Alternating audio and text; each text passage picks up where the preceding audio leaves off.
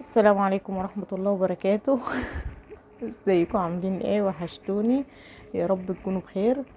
النهارده وما تضحكوش عليا، انا جاي اتكلم عن الاستاذه ياسمين عز. هي على دماغي وكل حاجه. بس بصراحه كلامها ما زال لحد دلوقتي بيضحكني. كل ما بسمعها بتقول حاجه عن الست والراجل اقسم بالله بضحك. اقسم بالله بضحك.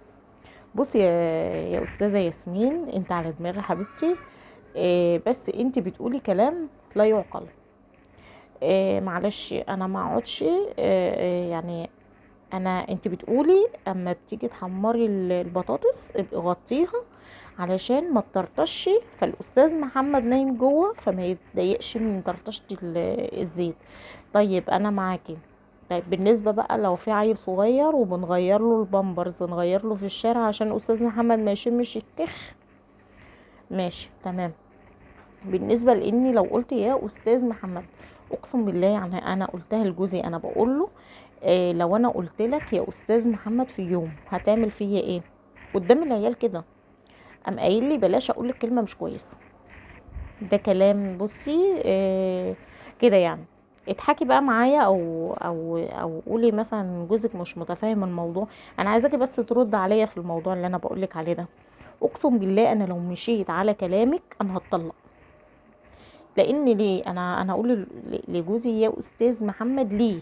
هو جوزي اسمه محمد بس اقول له يا استاذ محمد ليه؟ يعني اخر اقول له يا ابو هاجر مثلا.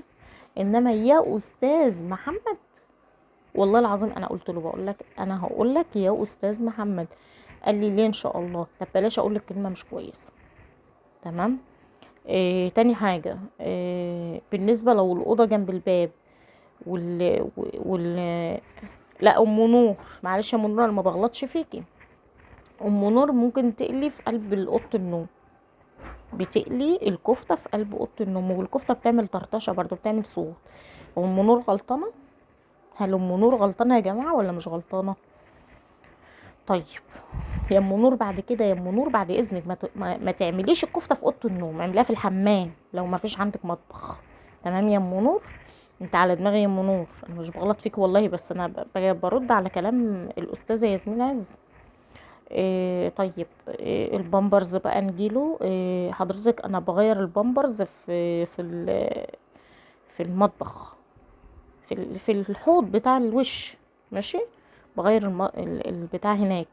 طيب استاذ محمد نعمل له ايه لو مش عايز يعني؟ او شامم الريحه، حضرتك نعمل ايه؟ وبالنسبه لنا احنا في البرد، اخرج استاذ محمد بره الشقه ولا اخرج العيل؟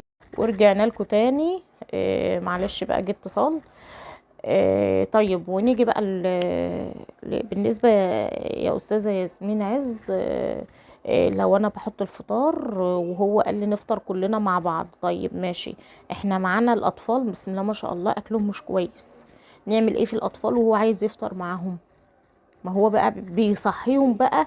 عكننه هتصحي العيال، يعني هتصحي العيال انا عايزه افطر مع عيالي، انا ماليش دعوه، انت بتمنعهم عني ليه؟ خلاص يا عم الامور هنجيب لك العيال وبنحط الاكل يا استاذه ياسمين عز. وبنلاقي بقى شفت اللي هو يا استاذه ياسمين ان في شكل على الاكل او تقريبا في. ما هو الاكل الوقت بقى كده، اصل احنا كنا بناكل كده بقينا كده. فايه في شكل بقى اللي هيخلص الاول هو اللي هياخد تقريبا جائزة نوبل. فطبعا بياكلوا بقى. سيبي العيال ياكلوا، سيبي العيال ياكلوا، حاضر ماشي يا باشا. سيبي يا استاذ محمد اسفين. سيبي العيال ياكلوا، سيبي العيال ياكلوا، حاضر ماشي يا استاذ محمد هما بياكلوا. فتيجي بقى يا أبلة يا استاذة ياسمين في الاخر بتقلب بعكنان. ليه بقى ما هما العيال كلوا الاكل. ماشي. هي بتقلب معانا بعكنان. ما العيال يا ولاد الجزمة، لا مؤاخذة في اللفظ يا جماعة معلش، بس انا بكلم الأستاذة ياسمين عز. ايه ده انتوا خلصتوا الأكل؟ في الآخر بقى بعد الشكلة دي بالهنا والشفا. طب ما هو لازمتها بقى. رد عليا بقى يا أستاذة ياسمين عز. نعمل ايه حضرتك؟ أقسم الأكل بالنص ولا نعمل ايه؟ ما هو حضرتك بقى بسم الله ما شاء الله عليكي. بتروحي عندي الكوفير. تعاليلي، تعالي له وانا ان شاء الله اقوم بالواجب معاك. نفسي اتقابل معاكي في لقاء يا استاذه ياسمين. ماشي. اقسم بالله هتكرهي الرجاله واللي عايزاه. والله انا مش بغلط في حد يا جماعه، في رجاله بصوا 50% كده مش عاجبهم العجب ولا الصيام في رجب. اي حاجه في الدنيا مش عاجباهم. لا ياكلوا مع العيال نافع. لا تكلموهم حلو نافع. والله لو بتتكلمي حلو انت مش مظبوطه، في حاجه مش مظبوطه، انت شاربه حاجه. اول حاجه بتتقال انت شاربه حاجه. في ايه يا عم، انا بكلمك حلو زي الناس اهو. يعني لو قلت يا استاذ مالك يا بت، انت دماغك وجعك ولا ايه يا استاذ محمد، انت شايفاني ايه؟ لو قلت يا باشا شايفاني عربجيه. ايه يا ابو هاجر، مالك يا بت انت مش مظبوطه ليه؟ طب نمشي ازاي يا استاذه ياسمين والنبي؟ والله العظيم ما هنمشي بكلامك ده ابدا. بصي هي الرجاله ما بيعجبهاش حاجه. ماشي، هو الاحسن الاحسن والطريقه كويسه، معلش يا جماعه تبقي خرصه. ولو خرصه يقول لك هو انت مش معبرانيه. حد والنبي يوصل الكلام ده للاستاذه ياسمين. وربنا يستر عليا وعليكم وعلى المسلمين اجمعين يعني وكل سنه وانتم طيبين ورمضان كريم ويعيدوا الايام عليكم بخير وعلينا ان شاء الله. والسلام عليكم ورحمه الله وبركاته.